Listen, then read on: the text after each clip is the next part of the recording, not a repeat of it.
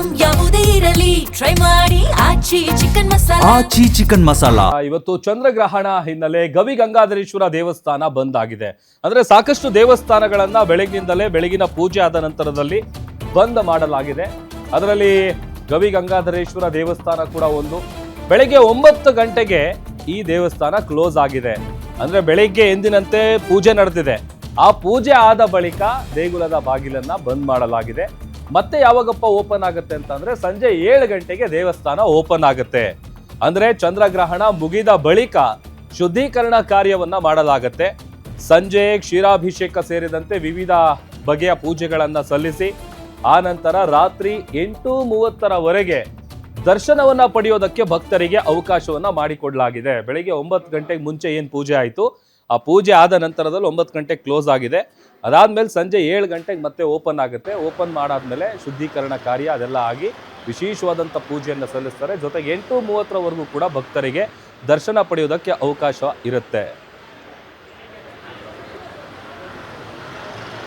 ಇದು ಇದೇ ವಿಚಾರಕ್ಕೆ ಸಂಬಂಧಪಟ್ಟಂತೆ ನಮ್ಮ ಮೆಟ್ರೋ ರಿಪೋರ್ಟರ್ ಸಂಗಮೇಶ್ ಅಲ್ಲಿಂದ ಪ್ರತ್ಯಕ್ಷ ವರದಿಯನ್ನು ಕೊಟ್ಟಿದ್ದಾರೆ ದೇವಸ್ಥಾನದಿಂದ. ಬನ್ನಿ ನೋಡೋಣ. ಈ ವರ್ಷದ ಮೊದಲ ಚಂದ್ರಗ್ರಹಣದ ನಿಮಿತ್ತವಾಗಿ ಬೆಂಗಳೂರಿನ ಎಲ್ಲಾ ದೇವಾಲಯಗಳನ್ನ ಮುಚ್ಚಲಾಗ್ತಾ ಇದೆ.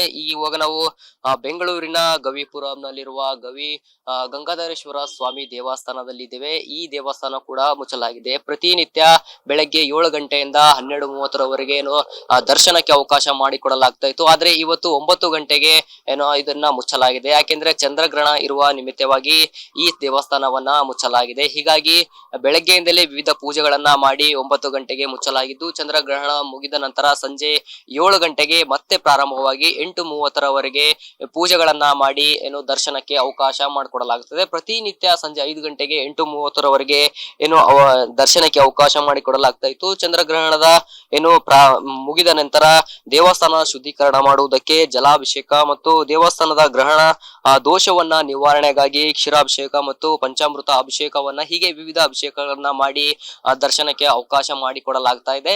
ಮತ್ತೆ ಮರುದಿನ ಅಂದ್ರೆ ಬುಧವಾರದಿಂದ ಕೂಡ ಎಂದಿನಂತೆ ವಿವಿಧ ಪೂಜೆಗಳನ್ನ ಮಾಡಿ ದರ್ಶನಕ್ಕೆ ಅವಕಾಶ ಮಾಡಿಕೊಡಲಾಗ್ತದೆ. ಹೀಗಾಗಿ ಇಂದು ದೇವಸ್ಥಾನವನ್ನ ಮುಚ್ಚಲಾಗಿದ್ದು, ಚಂದ್ರಗ್ರಹಣ ಇರುವ ನಿಮಿತ್ತವಾಗಿ ವರ್ಷದ ಮೊದಲ ಚಂದ್ರಗ್ರಹಣ ನಡೀತಾ ಇದೆ. ಹೀಗಾಗಿ ಈ ಚಂದ್ರಗ್ರಹಣಕ್ಕೆ ಈಗಾಗಲೇ ಆ ಗೇಟ್ ಅನ್ನ ಕ್ಲೋಸ್ ಮಾಡಲಾಗಿದೆ. ಹೀಗಾಗಿ ಭಕ್ತರು ಕೂಡ ಬರ್ತಾ ಇದ್ದಾರೆ. ದರ್ಶನವನ್ನ ಇಲ್ಲಿಂದ ಹೊರಗಡೆಯಿಂದ ದರ್ಶನವನ್ನ ಪಡಿತಾ ಇದ್ದಾರೆ. ಆ ಚಂದ್ರಗ್ರಹಣ ಮುಗಿದ ಮೇಲೆ ಮತ್ತೆ ವಿಶೇಷ ಪೂಜೆಗಳನ್ನು ಮಾಡುವ ಮೂಲಕ ಭಕ್ತರಿಗೆ ಅವಕಾಶವನ್ನ ಮಾಡಿಕೊಡ್ತಾರೆ. ಕ್ಯಾಮರಾ ಪರ್ಸನ್ ರವಿ ಜೊತೆ ನಾನು ಸಂಗಮೇಶ್ ಮಿತ್ರೆ, ಗ್ಯಾರಂಟಿ ನ್ಯೂಸ್, ಬೆಂಗಳೂರು.